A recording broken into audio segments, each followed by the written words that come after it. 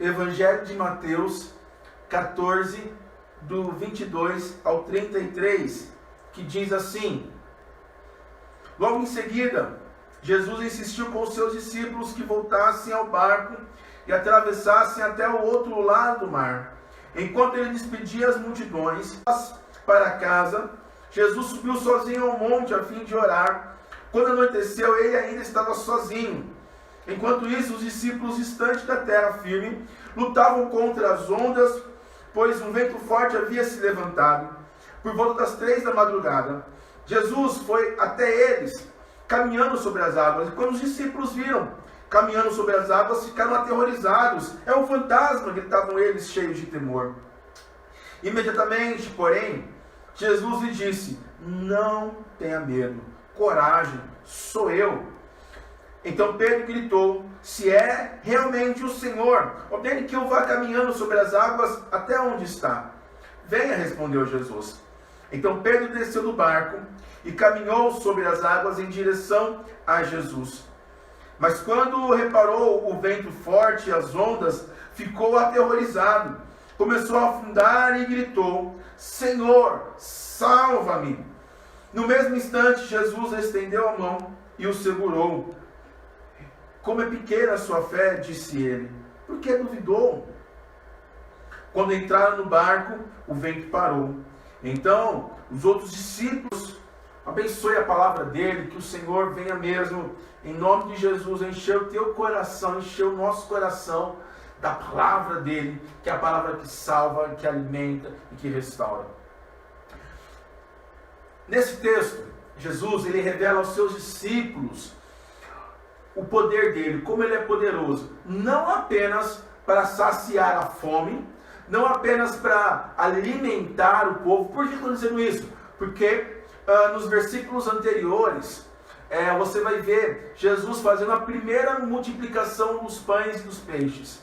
Os discípulos tinham acabado de vivenciar, de ver, de experimentar com seus próprios olhos um milagre tremendo. Imagine você aí na sua casa, meu irmão, minha irmã, vendo Jesus alimentar uma grande multidão. Jesus, meu irmão, minha irmã, e ali os discípulos viram isso. E sabe de uma coisa, meu irmão, minha irmã? Eu fico imaginando os discípulos voltando ali naquele barco, ali naquela resenha deles ali, conversando, assim, meu Deus, você viu o que esse Jesus fez? Eu já vi ele curar cego, eu já vi ele curar coxo, mas fazer pão se multiplicar. Como assim?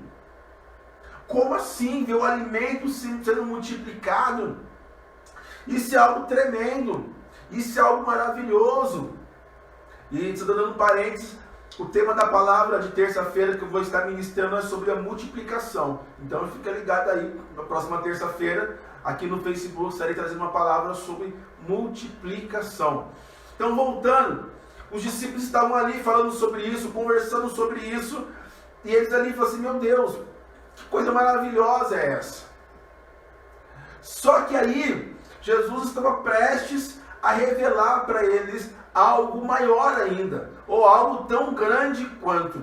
Jesus não era apenas possível de alimentar, de saciar as necessidades físicas ou pessoais, mas eles viram, eles experimentaram que Jesus, ele também é poderoso para cuidar de nós, para nos proteger e também para nos capacitar. Amém? Meu irmão, minha irmã, e olhando para esse texto aqui, eu quero tirar 2 lições. Eu quero compartilhar com você relativas a esse texto. Eu sei que esse texto tem diversas lições. Eu mesmo já preguei esse texto várias vezes, mas eu quero compartilhar com você apenas 2 lições que eu extraí desse texto. E eu creio que Deus vai falar isso com você nesta noite. A primeira lição que eu quero trazer para você é: nunca estamos sozinhos. Nunca estamos sozinhos. Escreva isso aí agora aí no Facebook, manda isso para alguém assim: ei, você nunca está sozinho. Escreve para a pessoa que está em cima de você aí embaixo, né? No feed aí. Manda aí para ela assim: ei, você não está sozinho. Você nunca estará sozinho. Aqui no texto nós vemos Jesus. Ele tinha mandado os discípulos ir à frente. Ele tinha falado assim, ó, eu vou orar aqui, né? Ele despediu as multidões, ele foi orar. Ele foi buscar a presença do Pai. E ele mandou os discípulos irem sozinhos. E nessa que os discípulos foram sozinhos, o texto fala que ali, em determinado momento, eles começaram a enfrentar uma grande tempestade. Eles começaram a enfrentar ali experientes no mar. Eles tinham experiência ali acerca da pesca. Então eles sabiam ali que tinha uma grande tempestade acontecendo, eles sabiam os perigos que isso seria. E eu acredito que em determinado momento eles deviam ter pensado assim, estamos sozinhos. Estamos sozinhos.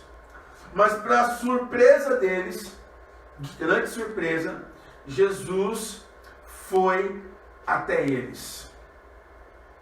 Meu irmão, minha irmã, eu acho incrível, fantástico, eu acho espetacular o fato de Jesus ter andado sobre as águas. Eu acredito que esse milagre, ele é incrível, ele é sensacional. Mas meu irmão, minha irmã, eu creio também que nesse relato desse texto, a presença de Jesus com eles, naquele momento ali, na minha humilde opinião, foi mais significante até mesmo de Jesus ter andado sobre as águas. Por que eu digo isso, meu irmão, minha irmã? Eu não sei você, talvez você já vivenciou momentos, circunstâncias que você se sentiu sozinho. Talvez hoje você está aí se sentindo sozinho. Talvez nesse período aí, você está se sentindo só. Meu irmão, minha irmã, eu tenho algo para te dizer. Da mesma forma que Jesus ele andou sobre as águas para poder não deixar os discípulos sozinhos, eu quero dizer para você, meu irmão, minha irmã, que Jesus, ele moveu, ele fez de tudo para que você não pudesse estar sozinho. Quando nós lemos o Evangelho lá de João, quando Jesus está falando para os discípulos o seguinte, olha, ali depois daquela ceia, Jesus estava dizendo para os discípulos o seguinte, olha, eu vou para o Pai. Jesus estava dizendo para os discípulos assim, olha, o meu tempo aqui na terra está acabando. Jesus, eu vou morrer, eu vou ser crucificado, mas vocês não ficarão sozinhos. Jesus disse para os discípulos, olha, eu estarei enviando para vocês um outro. Que outro é esse que Jesus está enviando? O Espírito Santo. Então Jesus ele entendia que se ele não fosse ao Pai, se ele não fosse para a glória com o Pai, o Espírito Santo não ia poder habitar em nós. Jesus, por isso que eu disse para você, meu irmão, minha irmã, que o fato de Jesus andar sobre as águas foi algo incrível, algo maravilhoso. Meu irmão, minha irmã, se eu estivesse ali eu ia ficar doido também. Assim como os discípulos ficaram doidos ali. Mas o fato de Jesus andar sobre as águas, além de é algo incrível, maravilhoso, mas aquilo que na minha opinião é mais incrível e maravilhoso é a presença de Jesus conosco. E hoje, através do Espírito Santo, a presença de Deus conosco, isso é algo incrível, isso é algo maravilhoso, meu irmão, minha irmã. Entenda isso de uma vez por todas, você não está sozinho. O Espírito Santo de Deus, ele é contigo aí, aonde você está. Talvez isso pareça para você algo impossível de se imaginar, de se racionalizar, e é verdade. Da mesma forma que para os discípulos ver Jesus andando sobre as águas, aquilo era algo impossível. Meu irmão, minha irmã, estou dizendo para você, talvez você se sinta sozinho, talvez você fale assim, ninguém me ama, ninguém me quer, eu não tenho valor nenhum. Não, meu irmão, minha irmã, entenda uma coisa de uma vez por todas, o Espírito Santo de Deus está aí com você agora. Aí agora, aí na sua casa, no seu lar. Deus está contigo, meu irmão, minha irmã. Não pense que você está sozinho. Não pense que a sua vida, acabou minha vida porque ninguém me ama. Antes ninguém me visitava. Imagine agora na quarentena, ninguém liga para mim. Pare de pensar assim, meu irmão, minha irmã.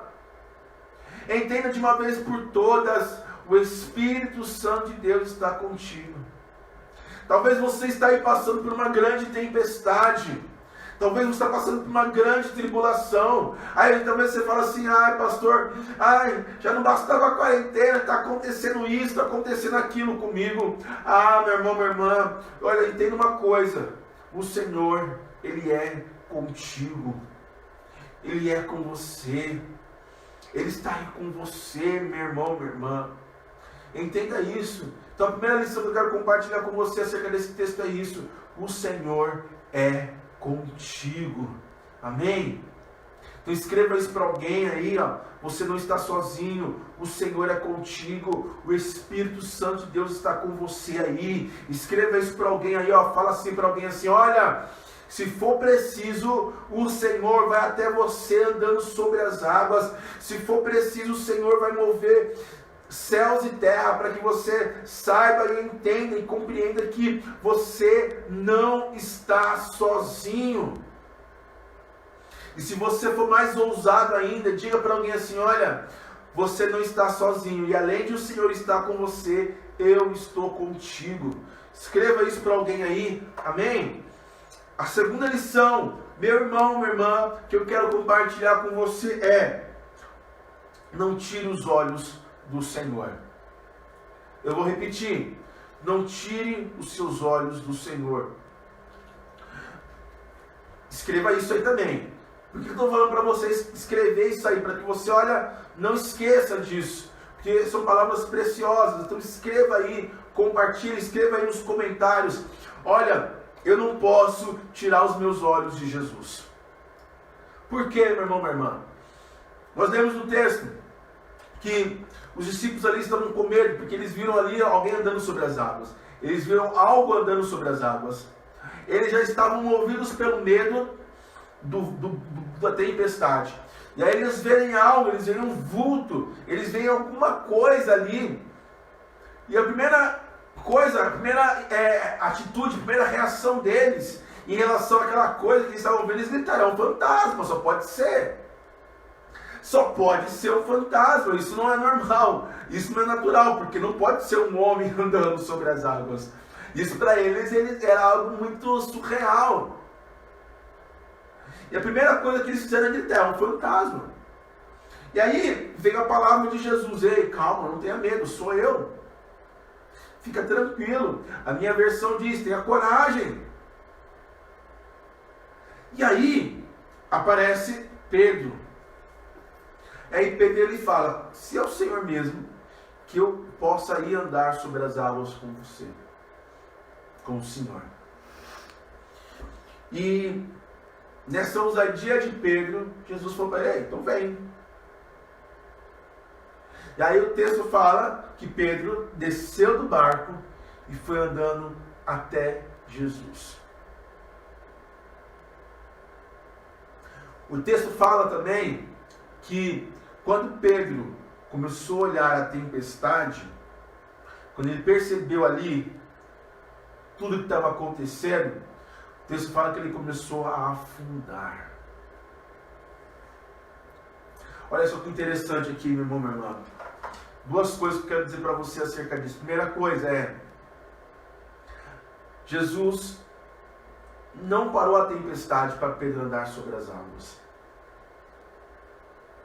Primeira coisa que eu quero falar acerca disso que eu estou tratando aqui é: não parou as circunstâncias para que Pedro pudesse andar sobre as águas. Mas Jesus, naquele instante, ele falou com Pedro, ele ativou a fé de Pedro, ele ativou ali a coragem de Pedro, mas a tempestade continuou acontecendo. E às vezes acontece isso comigo, com você, meu irmão, minha irmã. Nem sempre a tempestade ao nosso redor vai se cessar. As lutas vão continuar. As provações vão estar ali. Mas sabe o que nós precisamos fazer diante disso? Sabe o que eu e você precisamos fazer nisso? Focar o nosso olhar em Jesus. Sabe o que você precisa fazer, meu irmão, minha irmã? Não olhar para a tempestade, não olhar para as circunstâncias ao nosso redor. O que você e eu precisamos fazer é focar o nosso olhar naquele que nos chamou para viver o milagre.